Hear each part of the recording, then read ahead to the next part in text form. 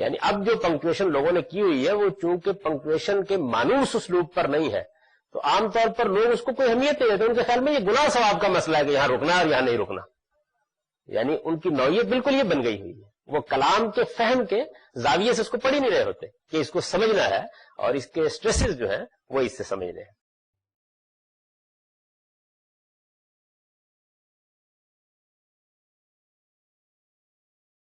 الحمد للہ رب العالمین والصلاة والسلام علی محمد الامین. اعوذ باللہ من الشیطان الرجیم. بسم اللہ الرحمن الرحیم. خواتین و حضرات، قرآن مجید پر تدبر کے جو مبادی ہم مطالعہ کر رہے ہیں اس میں نظم کلام کا مبحث ہم نے پڑھ لیا.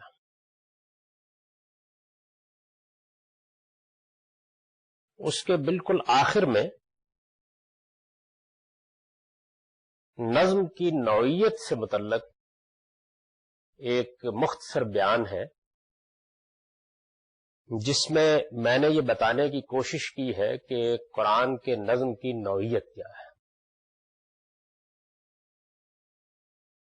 اس کو کچھ مثالوں سے میں اس نشست میں واضح کرنے کی کوشش کروں گا. پہلے چند تمہیدی چیزیں اس بحث کو سمجھنے کے لیے سن لیجیے. قرآن مجید ہو یا کوئی اور کتاب، خواہ وہ نثر کی کتاب ہو، خواہ وہ کوئی نظم کی نوعیت کا ادب پارہ ہو، انسان جب گفتگو کرتا ہے یا لکھتا ہے ایسا نہیں ہوتا کہ وہ بالکل ابتدا سے انتہا تک طویل گفتگو میں بغیر کسی وقفے اور بغیر کسی شفٹ کے آگے بڑھتا چلا جاتا ہے. یعنی ایسا نہیں ہوتا کبھی بھی.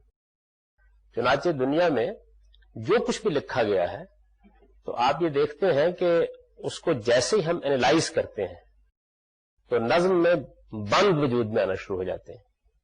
یہ کیا ہے؟ در حقیقت شفٹ ہے. یعنی ایک بات آگے بڑھنے کے لیے اصل میں ایک ذرا سا وقفہ لیتی ہے اور پھر آگے بڑھ جاتی ہے. یہ جو ذرا سا وقفہ ہے اسی نے موجودہ زمانے میں اس طریقے کی طرف لوگوں کو رغبت دلائی کہ جب بھی کچھ لکھا جائے تو اس میں پیرے بنا دیے جائیں. آپ اس کو بالکل ابتدا سے سمجھیں تو یہ اس طرح ہے کہ اوقاف کیا چیز ہے. اوقاف سے مطلب ہے پنکچویشن کیا چیز ہے. یعنی اصل میں ہمارے کلام کے مابین جو سٹریسز ہوتے ہیں ان کو ہم اس سے نمایاں کرتے ہیں. انگریزی زبان نے اب جو اوقاف ہمارے ہاں رائج کر دیے ہیں تو میں دیکھیں نا کاما ایک صورتحال کو بیان کرتا ہے، اسی طرح کولن ایک صورتحال کو بیان کرتا ہے، اسی طرح فل اسٹاپ ایک صورتحال کو بیان کرتا ہے. یعنی ہم اس سے یہ نمایاں کرتے ہیں کہ یہ جملہ ختم ہو گیا ہے، یا یہ نمایاں کرتے ہیں کہ یہ ایک وقفہ پڑا ہے اس کے اندر بات کرنے کے لیے.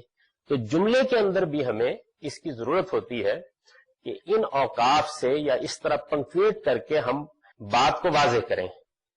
تو اگر فرض کر لیجئے کہ آپ نے کسی جملے کو اس طریقے سے لکھا کہ اس میں نہ تو اوقاف استعمال کیے، یعنی کوئی کاما نہیں لگایا، کوئی فل اسٹاپ نہیں لگایا، بس رواں دواں جملہ لکھ دیا، تو آپ دیکھیں اس میں مشکلات پیش آئیں گی، پڑھنے میں مشکلات پیش آئیں گی. یعنی جس وقت ایک آدمی ایک جملہ لکھتا ہے یا ایک جملہ بولتا ہے تو اصل میں جب لکھتا ہے تو بولنے کے اسٹریس کو کیسے منتقل کیا جائے اس کے لیے اوقاف وجود میں آئے. کیونکہ جو آدمی لکھتا ہے وہ حقیقت میں بول رہا ہوتا ہے، یعنی اصل میں تو بول رہا ہوتا ہے نا. بولتے وقت ہم وقفہ دیتے ہیں، بولتے وقت ہم بات کو ایک جگہ ختم کرتے ہیں، بولتے وقت ہم مختلف نوعیت کے اسالیب اختیار کرتے ہیں جس سے ہماری بات میں کہاں زور ہے، کہاں رکنا ہے، کہاں ایک بات کو ہم نے کہہ کے آگے بڑھ جانا ہے، یہ سب ہم نمایاں کرتے ہیں. میں نے اس کی کچھ ابتدا میں مثالیں دی تھیں کہ ایک ہی جملے کو اگر صحیح اوقاف کے ساتھ نہ پڑھا جائے تو اس کے معنی میں زمین و آسمان کا تغیر واقع ہو جاتا ہے. تو موجودہ زمانے میں یہ اوقاف رائج کیے گئے. ہمارے ہاں یہ بڑی قدیم چیز ہے. مثلا قرآن مجید میں آپ یہ دیکھتے ہیں کہ کہیں ایک چھوٹا سا میم لکھا ہوتا ہے، کہیں لام لکھا ہوتا ہے، کہیں طا لکھا ہوتا ہے. تو یہ اصل میں قدیم علامتیں ہیں. یعنی ان سے بھی اگر آخر میں آپ قرآن کو اٹھا کر دیکھیں تو وہ آپ کو یہ بتائیں گے کہ یہاں آپ ٹھہر جائیے، یہاں آپ تھوڑا وقفہ کیجئے، یہاں آپ جملے کو ملا کے پڑھ سکتے ہیں، اس لیے کہ اجمی لوگوں نے پڑھنا ہے قرآن مجید کو، تو یہ ممکن تھا کہ وہ اس کا لحاظ کیے بغیر پڑھتے چلے جائیں۔ تو اس سے ظاہر ہے کہ قرآن مجید کا مدعا واضح نہیں ہوتا یا بات کچھ سے کچھ ہو جاتی ہے۔ تو کسی جملے کے اندر جس طرح اوقاف ضروری ہیں، اسی طرح کسی کلام کو جب آپ پہنچانا چاہتے ہیں تو اس میں بھی کچھ وقفے آتے ہیں، یعنی جملوں سے جو مجموعے بنتے ہیں ان میں بھی کچھ وقفے آ جاتے ہیں، ان میں ایک چھوٹا وقفہ پیرا ہوتا ہے۔ یعنی اگر پیرا اب سمجھ میں آ گیا ہے، پیرا کوئی ایسی چیز نہیں ہے کہ آپ جہاں چاہیں پیرا بنا دیں، جیسے جہاں چاہیں کاما نہیں لگا سکتے، آپ جہاں چاہیں آپ فل سٹاپ نہیں لگا سکتے، یعنی جب بھی آپ کسی کلام میں اوقاف لگاتے ہیں یا پنکچویٹ کرتے ہیں اس کو، تو یہ دیکھتے ہیں کہ اصل میں اس کے مدعا اور اس کے مفہوم اور اس کے مطلب کے لحاظ سے کہاں کیا علامت آنی چاہیے۔ تو پیرا بھی اس کے سوا کچھ نہیں ہے کہ ایک جملوں کے مجموعے میں یا ایک کلام میں وقفے کی علامت ہے۔ پہلے اس کو بہت اچھی طرح سمجھ لیجئے، یعنی جب ہم یہ کہتے ہیں کہ قرآن مجید میں نظم پیروں کے لحاظ سے آگے بڑھتا ہے، تو یہ کوئی قرآن کے ساتھ خاص بات نہیں کہتے۔ اصل میں دنیا میں جب بھی کوئی چیز لکھی جائے گی تو اس میں کلام کا نظم یا اس کا سیاق یا اس کا سباق ایسے ہی آگے بڑھے گا۔ اچھا، اب ہوا کیا ہے؟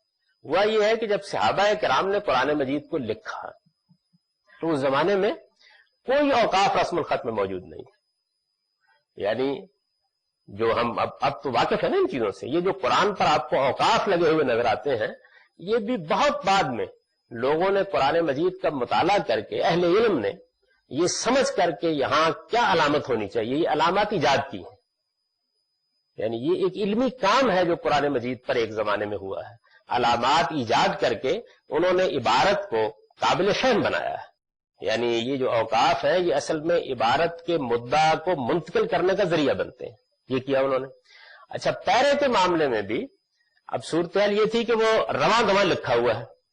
آج کل پیرا بنانے کا طریقہ یہ ہے کہ ہم اس جگہ سے آگے عبارت میں بیاس چھوڑ دیتے ہیں، یعنی خالی جگہ چھوڑ دیتے ہیں، اور پھر دوسری سطر سے شروع کرتے ہیں۔ اب پیرا بنانے کا طریقہ یہ ہے۔ قرآن مجید کو صحابہ کرام نے جب لکھا ہے تو جس طرح اس زمانے میں اوقاف نہیں تھے، اس زمانے میں یہ پیرا بنانے کا طریقہ بھی نہیں تھا۔ یعنی انسانی تمدن ترقی کرتا ہے نا، تو بعد کے زمانوں میں جب لوگوں نے یہ دیکھا کہ اب یہ وقفے کیسے نمایاں کیے جائیں، تو انہوں نے رکوع کا نشان بنایا۔ یہ جو قرآن میں آپ دیکھتے ہیں رکوع کا ایک نشان بنا ہوتا ہے، یہ نشان انہوں نے بنایا۔ یہ لفظ کیسے ایجاد ہوا یہ ایک الگ بات ہے، یعنی اصل میں لوگوں کو نماز میں قرآن پڑھنا ہوتا تھا، اور نماز میں جب آپ فاتحہ کے بعد قرات کرتے ہیں تو رکوع میں جاتے ہوئے آپ کو وقفہ کرنا ہوتا ہے نا، تو اسی سے انہوں نے نام رکھ لیا اس کا، کیونکہ پیرا تو آج کا لفظ ہے، اس زمانے میں تو نہیں تھا۔ تو اس وجہ سے اس میں جو رکوع کی آپ کو علامت نظر آتی ہے یہ بھی کچھ نہیں ہے، یہ ان کے خیال میں پیراگرافنگ ہے۔ اور اب بھی جب ہم قرآن مجید کی پیراگرافنگ کرتے ہیں اس کے مضمون کے لحاظ سے تو یہ بہت قریب ہوتی ہے، یعنی بہت کم تبدیلی کرنی پڑتی ہے۔ ظاہر ہے کہ ایک صاحب علم جب ایک کلام کو سمجھے گا تو جیسے اوقاف میں اختلاف ہو سکتا ہے، یعنی آپ کہیں گے کہ نہیں یہاں کاما ہونا چاہیے، دوسرا کہتا ہے کہ نہیں فل سٹاپ ہونا چاہیے، تو یہ تو ہو جاتا ہے نا۔ بالکل ایسے ہی پیرے کے معاملے میں بھی اختلاف ہو سکتا ہے، کیونکہ یہ کام ہمیں کرنا ہے کلام کو قابل فہم بنانے کے لیے۔ تو یہ چیز ایک۔ اچھا، اس کے بعد یہ ہے کہ جب ایک آپ لمبا مضمون لکھتے ہیں یا ایک بہت مفصل خطبہ دیتے ہیں تو یہ بڑی فطری بات ہے کہ اس کے اندر بڑا شفٹ آ جاتا ہے۔ یعنی ایسے تو نہیں ہوتا نا کہ آپ پیرا تو ایک بہت چھوٹا سا وقفہ ہے، وہ کلام کو آگے بڑھاتا ہے اور ایک جگہ پر ایک بات مکمل ہوتی ہے، ذرا سے شفٹ کے ساتھ آگے بڑھ جاتی ہے۔ لیکن ایسا بھی ہوتا ہے کہ آپ نے ایک پوری بات کرنے کے بعد، مثال کے طور پر ہم آج گفتگو کر رہے ہیں تو ہم نے نظم کلام پر گفتگو کرنے کے بعد یہ کہا کہ اب ذرا قرآن مجید کے نظم کے اس پہلو کو بھی دیکھ لیجئے جس کے لحاظ سے وہ ترتیب دیا گیا ہے۔ یعنی ایک تو نا سورہ کے اندر جو نظم چل رہا ہے، تو اب یہ جو جملہ میں نے بولا تھا اس کا مطلب یہ ہے کہ میری گفتگو میں ایک بڑا شفٹ آ گیا ہے، اگرچہ کلام بالکل مربوط ہے، یعنی ایک چیز کو ہم نے پہلے موضوع بحث بنایا اور اس کے بعد یہ جملہ بول کر کہ اب اس کے دوسرے پہلو کو بھی دیکھیے، تو یہ کیا چیز ہے؟ یہ فصل ہے، یعنی یہ اب گویا کلام میں فصل آ گئی ہے، ایک بات ذرا بڑے شفٹ کے ساتھ مزید آگے بڑھ گئی ہے۔ تو جس طرح صحابہ کرام نے اوقاف نہیں لگائے، یعنی پنکچویٹ نہیں کیا، یہ ان کے زمانے میں طریقہ ہی نہیں تھا، اسی طرح سے انہوں نے کوئی رکوع بھی یا پیرے بھی قائم نہیں کیے تھے، وہ بعد میں لوگوں نے قائم کیے، اور آپ دیکھیں کہ حاشیے میں وہ عین لکھ دیا جاتا ہے یہ بتانے کے لیے۔ اب موجودہ زمانے میں بہت سے لوگوں نے قرآن مجید میں یہ پیراگرافنگ کر دی، جیسے مثال کے طور پر ہمارے ہاں دو جلیل القدر اسکالرز نے یہ پیراگرافنگ آپ دیکھیں قرآن مجید میں کر دی ہے۔ تفہیم القرآن میں مولانا سید ابوالعلا صاحب مودودی نے پیراگرافنگ کر دی، اور اسی طرح سے ان کے بعد مولانا امین حسن اصلاحی نے بھی پیراگرافنگ کر دی قرآن مجید کی۔ اس میں جس طرح اوقاف میں اختلاف ہو سکتا ہے، ایسے ہی پیراگرافنگ میں بھی اختلاف ہو سکتا ہے، کیونکہ اس کا تعلق فہم سے ہے۔ آدمی کا اگر ایک کلام کے فہم میں اختلاف ہوگا تو پیرے میں بھی کچھ تھوڑا بہت وہ اختلاف کرے گا۔ ایسے ہی میں نے آپ سے عرض کیا کہ فصل، اس میں پہلے لوگوں نے کوئی بہت معقول کام نہیں کیا، یعنی پیراگرافنگ تک تو بات ٹھیک ہے، آگے جو انہوں نے تقسیم کی وہ بالکل تلاوت کے لحاظ سے کر دی ہے۔ یعنی یہ جو پارے ہیں قرآن مجید میں، یا احزاب ہیں قرآن مجید میں، یا اسی طرح سے ربع، ثلاثہ، اس طرح کے نشان آپ کو ملتے ہیں، تو وہ تو معلوم ہوتا ہے کہ الفاظ گن کر قائم کر دیے گئے، یعنی اس میں کوئی پھر لحاظ نہیں کیا گیا۔ جبکہ جو کلام کے مفہوم کے لحاظ سے تقسیم ہونی چاہیے وہ یہ ہونی چاہیے کہ پہلے آپ جملے کو پنکچویٹ کریں، یعنی قرآن مجید کو قابل فہم بنانے کے لیے پہلی چیز یہ ہے کہ آپ اسے اوقاف میں لائیں، یعنی وہاں پنکچویٹ کریں۔ میرے نزدیک اس میں کوئی حرج کی بات نہیں ہے کہ موجودہ زمانے میں جو اب اوقاف ہیں یہ اختیار کر لیے۔ اس کی وجہ یہ ہے کہ وہ قدیم اوقاف بھی اللہ تعالیٰ نے مقرر کیے ہوئے۔ یہ جو آپ میم صاد دیکھتے ہیں قرآن مجید میں، یہ اوقاف ہے قدیم زمانے کے، ان کے بارے میں ہم اندازاً کہہ سکتے ہیں کہ یہ کہیں دوسری تیسری صدی میں لوگوں نے یہ اوقاف قائم کیے ہیں۔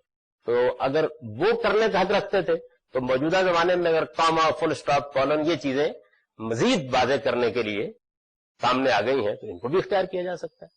اچھا، اسی طرح سے پرانے زمانے کے لوگوں نے اگر پیراگرافنگ میں یہ طریقہ اختیار کیا کہ ایک رکوع کا نشان بنا کے انہوں نے اس کو واضح کر دیا حاشیے میں، تو اب جو موجودہ زمانے کا طریقہ ہے کہ آپ آگے بیاض چھوڑیں اور اس کے بعد نئی سطر سے شروع کر دیں، یہ طریقہ بھی اختیار کیا جا سکتا ہے، کوئی معنی نہیں ہے۔ قرآن مجید کو اب اگر شائع کیا جائے تو یہ جتنا آپ کرتے چلے جائیں گے قابل فہم ہوتا جائے گا، یعنی چونکہ جو نیا ذہن ہے وہ رکوع سے مانوس نہیں ہے، پیرے سے مانوس ہے، وہ سواد اور طا سے مانوس نہیں ہے، وہ قومے سے اور فل اسٹاپ سے مانوس ہے۔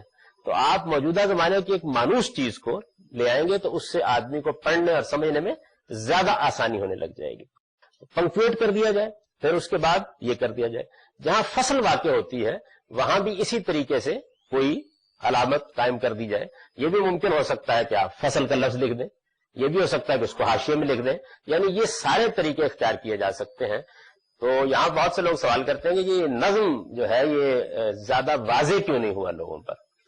تو آپ کسی اب کلام کو پکڑیے اور اس کو پنکچویشن سے خالی کر دیجئے، اس کے پیرے ختم کر دیجئے، اس کے فصول ختم کر دیجئے، بڑا مسئلہ پیدا ہو جائے گا۔ یعنی ایک تو بہت بڑی چیز یہ ہے، اب گویا آپ کے سامنے ایک ایسی عبارت ہے کہ جس عبارت میں یہ کچھ بھی نہیں ہوا تو آپ کو اسے ذہنی طور پر سمجھنا ہے۔ ہر آدمی اگر آپ اپنے خط میں یا اپنی تحریر میں پیراگرافیں ختم کر دیں تو صحیح جگہ پہ نہیں کر پائے گا، یعنی آسان نہیں ہوتا۔ تو یہ کام اصل میں اہل علم کو کر دینا چاہیے قرآن مجید میں، اس میں کوئی مسئلہ نہیں ہے۔ چنانچہ میں نے یہاں جب یہ لکھا تھا کہ اس میں پیروں کے ذریعے سے کلام کے اندر مفہوم کو آگے بڑھتا ہوا آپ دیکھیں گے، چونکہ پیراگرافنگ نہیں ہے تو دیکھیے اس سے ایک بڑی خرابی پیدا ہوئی کہ جو لوگ اس کے قائل ہو گئے کہ قرآن میں نظم تلاش کیا جائے اور دیکھا جائے کہ سیاق و سباق کیا ہے، تو وہ کیا کرتے ہیں کیونکہ پیرے کا فصل موجود نہیں ہے تو وہ آیت کو آیت سے مربوط کرنے شروع کر دیتے ہیں۔ یہ ایسے ہے کہ جیسے آپ پیراگرافنگ ختم کر کے جملے کو جملے سے مربوط کریں تو آپ دیکھیے پیراگراف کا جو آخری جملہ ہوگا وہ اصل میں اگلے جملے سے کبھی بھی مربوط نہیں ہوتا، اس لیے کہ وہ تو یوں ہوتا ہے کہ پیرے میں پوری بات کے بعد اصل میں بات آگے شروع ہو رہی ہوتی ہے۔ اگر آپ نے پیرے کو نہیں سمجھا تو اس آخری جملے کو ربط قائم کرنے میں آپ ایسی غلطیاں کر جائیں گے کہ سمجھ میں نہیں آئے گا بات کدھر جا رہی ہے کدھر نہیں جا رہی۔ تو ایک بڑی چیز جو ہے وہ اس معاملے میں یہی ہوئی ہے۔ تو جب یہ میں نے بات لکھی کہ یہ پیرے اور فصول یہ 3 نمبر اس میں ہے، آخر میں جو اسے چند نکات کی صورت میں ہم بیان کیے دیتے ہیں کہ تحت لکھا گیا ہے، تو اس میں 3 نمبر یہ ہے کہ یہ پیرے اور فصول ربط آیات کے طریقے پر نہیں، یعنی نفی کی ہے نا ایک چیز کی، تو اب یہ بھی کوئی نئی بات نہ سمجھیے، یعنی کسی کلام کا نظم بھی جملے جملے کے لحاظ سے آگے نہیں بڑھتا، وہ پیرے میں تو جملے کے لحاظ سے بڑھ رہا ہوتا ہے، لیکن پیرے اور پیرے کے درمیان ربط جملے اور جملے کا نہیں ہوتا. تو یہ بھی کوئی یہ خیال نہ کیجیے گا قرآن کے بارے میں نادر بات کہہ دی گئی ہے. اصل میں ایک کام نہیں ہوا تو اس لیے اجنبی سے لگتا ہے، ورنہ ہر جگہ یہ بات ایسے ہی ہوتی ہے. اگر اب قرآن مجید کی پیراگرافنگ کر دی جائے اور وہ رائج ہو جائے لوگوں کے درمیان میں، تو یہ لکھنے کی ضرورت نہیں. تو یہ پیرے اور فصول ربط آیات کے طریقے پر نہیں، بلکہ آگے پھر یہ بتایا گیا ہے کہ کن کن پہلوؤں سے باہم مربوط ہوتے ہیں. یہ جو پہلو بیان کیے گئے ہیں اس میں ہی کوئی 10-12 چیزیں گنوا کر آگے لکھ دیا گیا ہے، اور اس طرح کے بعض دوسرے پہلوؤں سے باہم دیگر متعلق ہوتے ہیں اور سورہ کو ایک مربوط کلام بناتے ہیں. اس کے معنی یہ ہے کہ یہ کوئی استقصاء نہیں کیا گیا، یعنی ساری صورتوں کا نہیں کیا گیا، بڑی بڑی چیزوں کو مثال کے طور پر پیش کر دیا گیا ہے کہ اس سے کچھ سمجھ میں آ جائے آدمی کی کہ یہ کیا نوعیت ہوتی ہے. تو مجھے اب آپ کو اس کی کچھ مثالیں پیش کرنی ہے، یعنی اس سے آپ کو اندازہ ہو جائے گا کہ اصل میں قرآن کے نظم میں مشکل کیا پیش آئی ہے، اور اگر اس کو ٹھیک طرح سے سمجھا جائے تو کس زاویے سے آدمی کو اسے اپروچ کرنا چاہیے. یعنی کچھ تو پہلے حصے کی اس گفتگو سے مشکل واضح ہو گئی ہوگی. یعنی ایک مشکل یہ ہے کہ پنکچویشن نہیں ہے. پنکچویشن نہیں ہے تو بہت سی جگہوں کے اوپر تو آپ اس کے صحیح اسٹریسز کو سے نہیں سمجھ سکیں. یعنی اب جو پنکچویشن لوگوں نے کی ہوئی ہے وہ چونکہ پنکچویشن کے مانوس اسلوب پر نہیں ہے تو عام طور پر لوگ اس کو کوئی اہمیت نہیں دیتے. ان کے خیال میں یہ گناہ ثواب کا مسئلہ ہے کہ یہاں رکنا اور یہاں نہیں رکنا. یعنی ان کی نوعیت بالکل یہ بن گئی ہوئی ہے، وہ کلام کے فہم کے زاویے سے اس کو پڑھ ہی نہیں رہے ہوتے کہ اس کو سمجھنا ہے اور اس کے اسٹریسز جو ہیں وہ اس سے سمجھنے ہیں. ایک مسئلہ یہ. دوسرا یہ کہ پیراگرافنگ نہیں ہے. اب رکوع کا معاملہ بھی یہ ہے کہ اس سے لوگ جو کام لیتے ہیں وہ یہ نہیں ہے کہ یہ کوئی کلام کے اندر وقفہ آ گیا ہے. وہ خیال کرتے ہیں کہ اگر تلاوت کر رہے تو یہ نشانی ہو جائے گی، یعنی جیسے پارا ہے بالکل اسی طرح سے اس کو استعمال کرتے ہیں. تو اگر پیراگرافنگ کر دی جائے تو آپ دیکھیں گے کہ بہت سی مشکلات جو ہیں وہ ویسے ہی حل ہو جائیں گی. یعنی یہ کام کر دینے کے نتیجے ہی میں بہت سی مشکلات حل ہو جائیں گی. اب اس کے بعد آگے ہم دیکھیں گے کہ یہ کیا چیزیں ہیں. اس میں اس ترتیب کو ملحوظ بعض جگہوں پر نہیں رکھوں گا. اس کی وجہ یہ کہ قرآن کی ترتیب سے اس کی مثالیں پیش کرنے میں مجھے آسانی رہے گی، تاکہ ایک جگہ کے بعد دوسری جگہ نہ جانا پڑے.